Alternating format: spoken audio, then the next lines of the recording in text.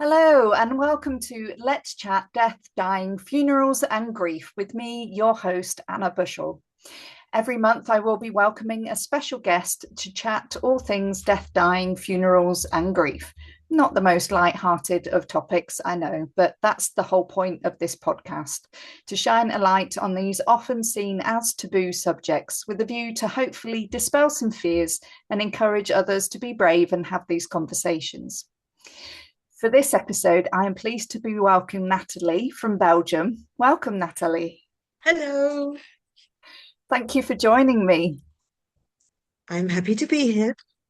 Now, Nathalie, through my own naivety, and because Belgium is just across the sea from us, I assumed that rituals around funerals would be similar to those here in the UK. But when we chatted about it initially, we both discovered that actually there are some differences. Yes, there are. Here, when somebody dies, the funeral has to be a week later. Only exceptionally, that is not the case when there is like an investigation or something like that. But the normal case is that within a week, the funeral must take place. Right. Okay. Whereas in the UK, it can be from a week to 2 weeks, but then there are religions that do it much, have to do it much quicker according to their religion. Mhm. So, in terms of, can you like talk me through the process of what happens when someone in Belgium dies?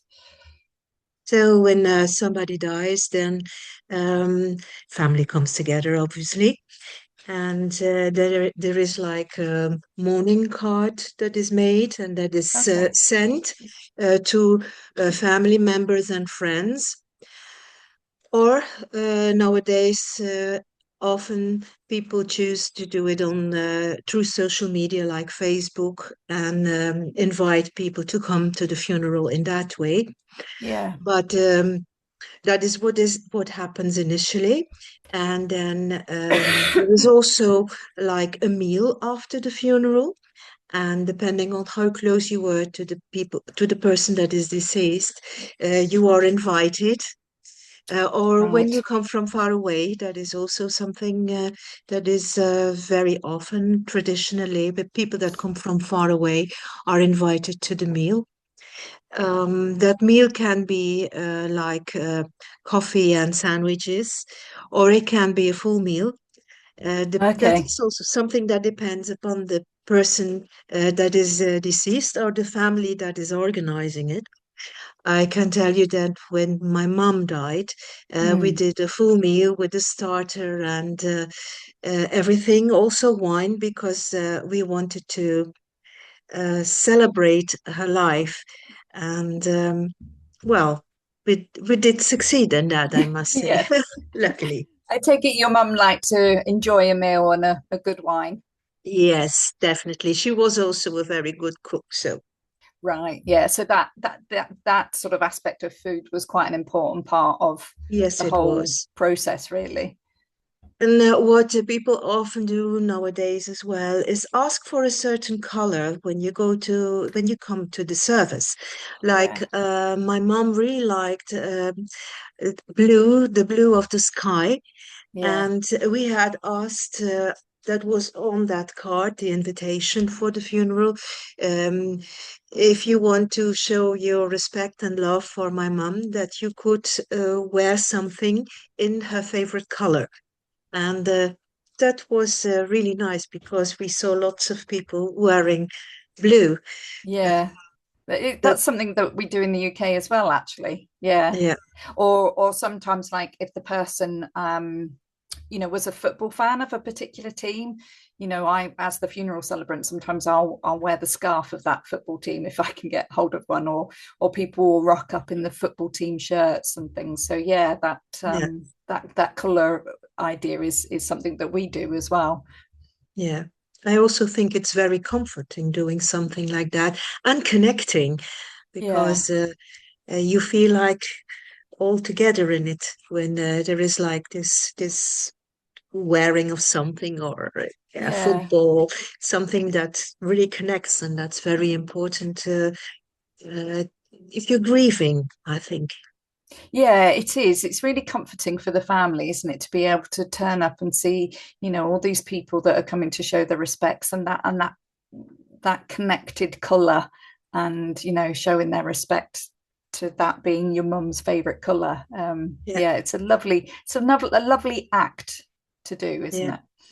Yeah. So also depending on the religion, the service is in a funeral, or if the deceased was not religious, then it is in a place. Um, well, when there is cremation, mostly there is like an extra room where you can space Right. where you can come together and have funeral services. Okay. But here in Belgium, I must say, it is still mostly in church. Right. Okay. Yeah. And is it mainly burials or cremations? Do you know? Oh, you have to too. You have to too. Right. Yeah. Yeah, I think Yeah. perhaps a bit more burial, but um, there are quite a few people that express during their life that they want to be cremated. So I Yeah. think it's in the lift, the cremations. Yeah. I think one of the practicalities of the UK is the space really that we've sort of not got in terms of being able to do lots and lots of burials. So I think that's why cremations have kind of seemed to be the choice for people. But yeah, we have services in church, and then they will go to the crematorium for like the committal, we call it. So yeah, that seems quite similar. And also in the crematorium, we have the chapel where the service is held as well. Yeah. And when there is a cremation, what happens with the ashes in the UK? Because here, um, theoretically, you can not you cannot put it anywhere you want. You can get the ashes out anywhere you want, but you can get the urn with you. And in fact, what happens with it afterwards? You can throw it in your garden, Yeah, but it's not. In fact, it's not yeah, lawful to do that. I wonder how it is in UK, because you also have like a cemetery where you have, especially for cremations, a kind of yeah. cemetery for cremations. Is Yeah, that the same? yeah, it is, and we call that an interment of ashes. Um, so yeah, it's just a small plot where the urn of ashes goes into the ground. So yeah, we do have that, and yeah, I think it's actually quite similar to Belgium. There are certain rules and regulations about scattering ashes in certain places. You're not really allowed to do it, but but monitoring that is quite a different thing. Yeah, We have like national trust areas and places like that, and I think you need special permission in order to be able to scatter ashes in places like of national trust places. But that doesn't mean to say that it doesn't go on yeah, but without the permission. Yeah. who is going to Yeah. check that, control that? If you, Yeah, exactly. But I think most people generally tend to be quite respectful about that. The other thing that just popped into my head is like sometimes we have like benches. So a bench that you sit on that's placed in a park or a nice view or somewhere, and that's got the person's like a nameplate, of their name or something on there. Do you have anything like that for? yeah, we have things like that too. And sometimes what we also have is like when a young person has died in an accident, and the place where the accident was, they put Yeah, like a cross, and then flowers are put down there lots of the times. So yeah. these are things that also happen. With the benches, we have to. Right. Yeah. Yeah. Yeah. I don't Yeah. know. Do you have that too with the cross Yeah, we that is do. put? Yeah, I Yeah. was just sort of my mind drifted off then because I was just remembering when I'd been to Belgium and I remember seeing things on the roadside like that. But yeah, we have had similar things here. Not everyone does it. but yeah, there's like you can have the person's name like in flowers that aren't that are artificial. So and they sort of stay in position of where the person died. Yeah. So yeah, that is something that happens here, but um not as much as I have seen in other countries, to be fair. Mhm. Because I think in the UK, people can still be quite reserved about outwardly showing their grief. Yeah. Um, Well, I wouldn't say that everyone does it, but it's something that happens quite often, yeah, especially when it was like an accident, and mm, it's yeah, yeah, somehow tragedy. remembering where the place was, although it's painful too if you drive Yeah, past it, of course. I don't know if I would want that. no, I'm not sure either. Hopefully, neither of us will ever be in that position to have to make that decision. Um, in in terms of like children being involved with the whole process of when somebody dies, is that something that children in Belgium are involved with? You mean if they come to the service or not? Yeah, and Yeah, any sort of involvement yeah. really. Normally, the children come with us to the service. Also, when there are small children, everybody um, is a bit charmed when a child is making noises. It Okay, takes the grief away a little bit if you have children around. So, yes, children come to the service. And sometimes, when it is a grandparent that has died, a grandchild is reading a text. So, right. yes, they are involved, Yeah. not only uh, the adults, but also the children are involved. And when my mom died, my plus grandson Louis plays the piano very well and organ as well. So Okay. he played organ, Oh, and fantastic. yes, and that was really nice. Yeah. That was a big comfort. Yeah, yeah. And do you think involving children in that way with their under helps to their understanding of death and means that they can process it better? I hope so. I hope so. And I think when the children are little, we have these children's books that explain things also. I don't know if you have Yeah, that. Probably you have as yeah, well. we do. Yeah, Yeah. yeah. But it tends to be that those books kind of come out, when they're needed. It's not really, the talk of death and dying is kind of a bit hushed and swept under the carpet almost because nobody wants to talk about it because it's not a very nice subject. So I don't know in terms of like how much not all children in the UK, but the majority of children, how much exposure they get to those kind of conversations and attending funerals. I can only speak from my experience as a funeral celebrant.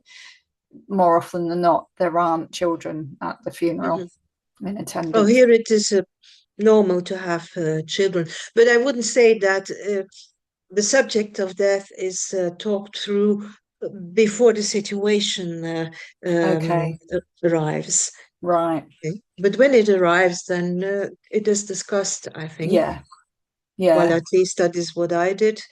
Um, yeah. Of course, we can only speak for our own experiences, can't yeah, we? Yeah, yeah. But books are a very good way to approach the subject with them.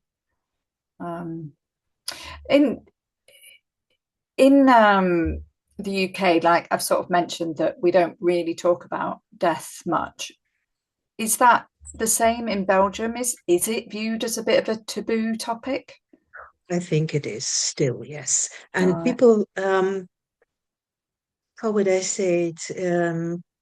When somebody has lost a child, for instance, we have a colleague that lost his daughter. She was 27 years old from a heart condition. Oh gosh. Right. So suddenly she died. Right. It was really shocking. Mm. And then I have the impression that he and his wife, um, they talk with one another, but it's hard to talk with other people. I think perhaps because you have not felt the same. The hardest thing I can imagine is to lose your child because that is Yeah. turning around the order, the normal order. Yeah. You Yeah. have to go Exactly. first and then your children. Yeah. So what I do try is know, and then when I see like a nice text or something, then I send it. And Okay. only a little heart or seeing that he has read it, that is enough. For me, Yeah. it's enough, but I can't do more than that. Yeah. It's tricky, isn't it? Because Yeah, sometimes you, in such a tragic instance as that, is the not knowing the words to say, the words to use. yeah, And it's actually something that comes up in discussion in this podcast quite frequently in terms of, well, what is it we can say? What words can we use? And funnily enough, just today, I think it was on Instagram, I saw a post from a psychologist about what to do about, how to approach that with someone who is in bereavement. And the biggest thing that sort of came out of it was that actually saying nothing is worse than saying something, even if you fumble with your words and it's difficult and uncomfortable and everybody gets upset and cries. It's better to have that than someone not say the person's name or almost act as if it had never happened. mm, That's almost more painful. yeah. Um, so I yeah, think admitting that you have no words or something is better than saying nothing at all. yeah, yeah. That's actually something that a phrase that I turn to sometimes is just that I have no words that can possibly bring you Yeah, any comfort, yeah, but know that I am sending my love and thinking of you. yeah. Yeah, yeah, Yeah, grief. When you grieve a lot when somebody has died, it means that there was a lot of love too. So mm, that's kind of a soothing idea, I think, and something I often write. So when we go to a funeral here in Belgium, we always take a card okay, and we write something. Sometimes it's just my condolences, but mm, I always try to write a little bit more, and I do my best to find a little text or something, depending on how well I knew the person. yeah, I have a colleague that lost her mum, um, well, a couple of weeks ago, oh, and I okay, really knew that mum because I had right, worked with her together a long time ago. And she was like my mom at work too. So yeah, I expressed it to her daughter, like she was always like my mom at work. And it was yeah, really nice having known her. And uh, well, you can be very personal then. If you don't yeah, know the person really good, then I always try to find something that suits, you know. You have all these nice, I have my boards on Pinterest for this oh, okay, occasion, so yeah, then I look through it. I try to make it, well, um, heartfelt, yeah, yeah, so they know personal for that, them, yeah, yeah. yeah. Do like neighbors like bring food round or anything for like, a few weeks afterwards or anything like that, or immediately after someone has died? I think that happens more when you are living in a village or something, Okay.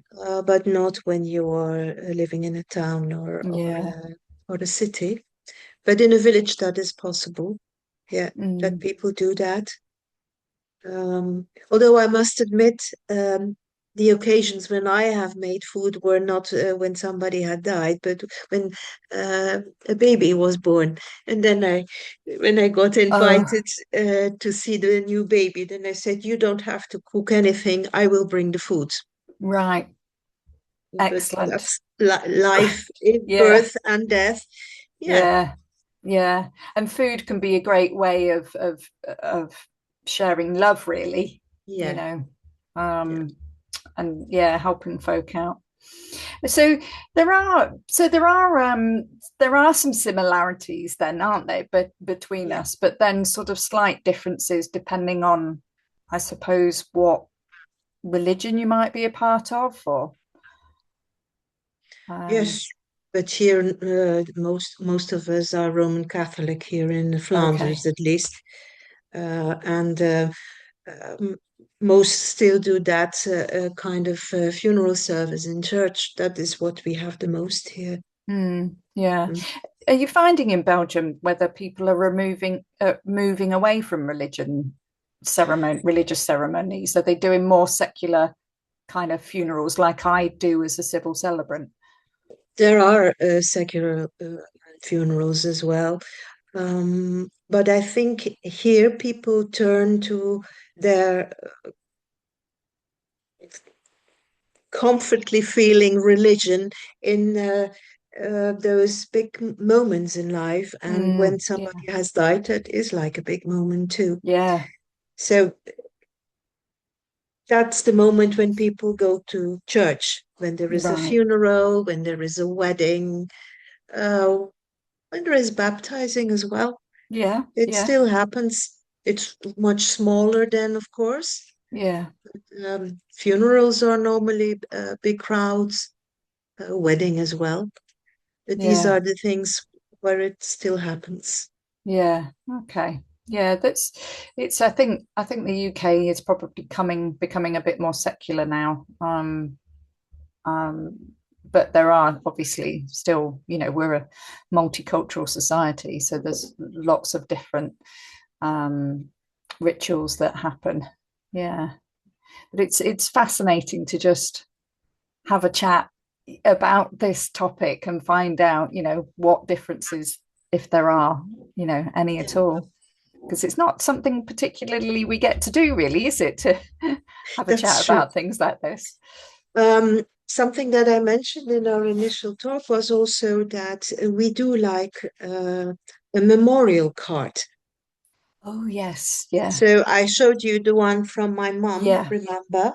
Yeah. So that is something that is printed, and then after the service, or well, during the service, they get one, and then they take it with them home. Yeah. Everybody that comes to the service of the funeral gets it, and then you have like the name of the person in it, with often with a poem and with a quote, and then at the back it's always the celebrant who has organized this. His name is on it, his or her Okay. name, and then that the family thanks everybody for being there and for the support. That is what Yeah. is at the backside. Right. And do you have donations to a charity in memory of the person? That happens, but not so often. Oh, But okay. it does happen, but not so often. Yeah. Okay. Yeah, because the what we have at a funeral is called the Order of Service. So again, it's like a cardboard thing, but it's like tends to be like an A4 sheet folded in half. And again, it will have their photo on the front, and but it will have printed inside the music that's played in the service, any poems, um, the Lord's Prayer, something Yeah. like that.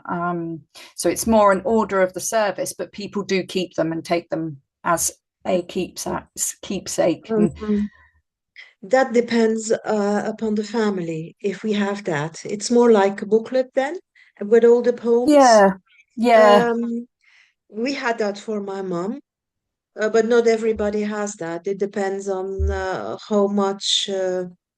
Well, it's quite work to get everything together then, and choosing the music and these things. And sometimes people uh, um, let the priest decide. Oh, Um, okay. but well, we're not that kind of family. Um, we wanted that song and that text and things like Yeah, that. And excellent. then we also have like the little booklet where you have it. But Yeah. this is something they get during the service, this card. And then, Mm. like you have the quote would be in English, you are no longer where you were, but everywhere where we are. That's the Oh, quote. oh, I love that. Then I had a poem. I will try and translate it. A day without we or you, but in thoughts together, we, in water and wind, in knowing, forgetting, in all time together, never less than we were. That was the poem. Wow. Yeah, that's beautiful. I'll have to ask you to send me those. Yeah, Yeah. I will translate it once. Yes, please. Yeah. I'm English. I'm so bad. I have no other language other than Yeah, Yorkshire, folk could say. okay. Your dialect, that is there. Yeah, my dialect. Yeah. Well, Yeah, actually, it's not that strong compared to some folk who are proper Yorkshire folk. Yeah. yeah, Yeah, that's beautiful, isn't it? That's it. It's a oh dear, sorry, my dog is about to bark. Yeah, that's a lovely keepsake to take with you. Yeah, I like that. Very yeah. nice. I have them here on the windowsill, lots of them standing there. And then I sometimes look at them and yeah, say I look at one of a pupil of mine who has committed suicide, Okay. and we don't know why. And there was no one in the class who knew about it. Um, he did not seem depressed or something. Mm. But he threw himself in front of a train. Oh, And that okay. was, it has been 2 years now. That Right. was the first day after the Christmas holidays. So when school started again, Yeah. um, that we were all so shocked. And his class, it was a class that was not so easy, but it's perhaps strange to say, but they connected because of Dylan's death. They really Right. connected, and I remember the first time that I had to teach. Um, well, it had happened on Monday, and then on Wednesday I had to teach English, and then I said, "Well, I can't teach now." So I had a couple of suggestions, and one was that they could like make a kind of memory board, and they Yeah. could post it in the normal thing of school. Yeah. There were no uh, marks involved, just and it was really nice. Some of them really did Mm. beautiful things. Um, Found also like quotes and poems and things, Yeah. and we still meet up. Mostly on in a weekend after that he died, somewhere in January, of course. So Mm. we meet up at the cemetery then, and Okay. mostly all of the his classmates come, and then his class teacher, of course, he's the one that organizes it. And then we are there and talking and remembering, and um, then they go and eat chips and eat a bit and drink a beer as well. It's yeah, Yeah. Yeah. That's that's a good way to help with the grief. And especially that creative aspect of mm, creating a memory board for yeah. Dylan as well. That would have helped those students. Yeah, I And also wrote a poem. Perhaps I can. yeah, Yeah, yeah, when it was in English. When okay. I write, I mostly write in English. I don't know That's so why that impressive. is.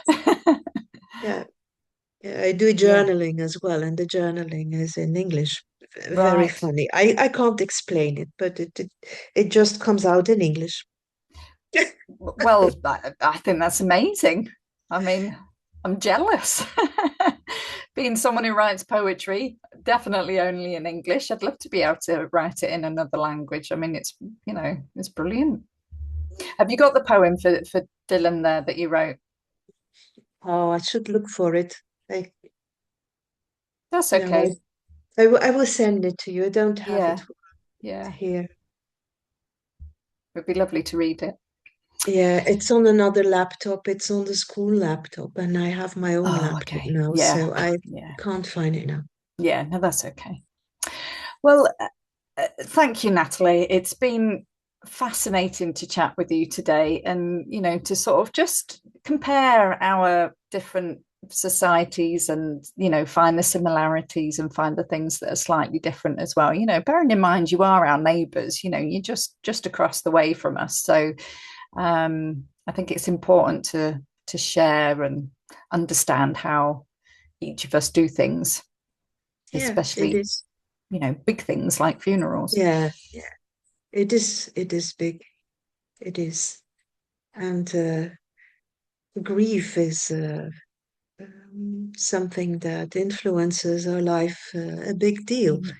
when it happens, and it's good to see how people come together Yeah. and deal with it. Yeah, because it's a universal thing, isn't it? It's Yes, something it we is. all go through. There's no Yeah, escaping yeah, it. yeah. That's Yeah. true, and depending on your religion, it can be organized differently, but the grieving remains the same, I'm Yeah. sure. Yeah. Yeah.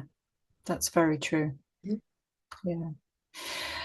Thank you again so much. I appreciate your time and sharing with us. It's been wonderful to have this conversation. So thank you very much for that. You're very welcome. Thank you for joining us. I'm Anna Bushell, and you have been watching Let's Chat Death, Dying, Funerals, and Grief. Until next time, take care and see you soon.